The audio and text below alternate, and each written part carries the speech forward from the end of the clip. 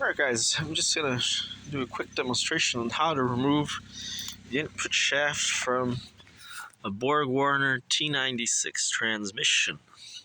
This is a 3-speed with the overdrive, and all you have to do is loosen the 4 bolts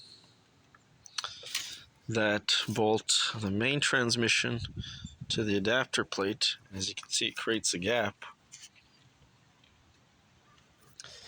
And then, so now, just the weight of the transmission alone pushes the whole shaft upwards. And that gives me enough clearance over here, because these gears are meshed, and then right here we have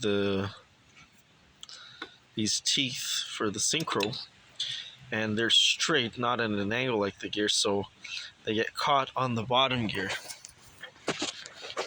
But with that out, it just slides off like that.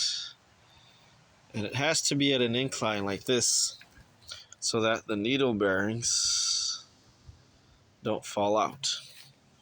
And as you can see, nice and easy. You don't have to loosen or remove anything. It's nice and simple.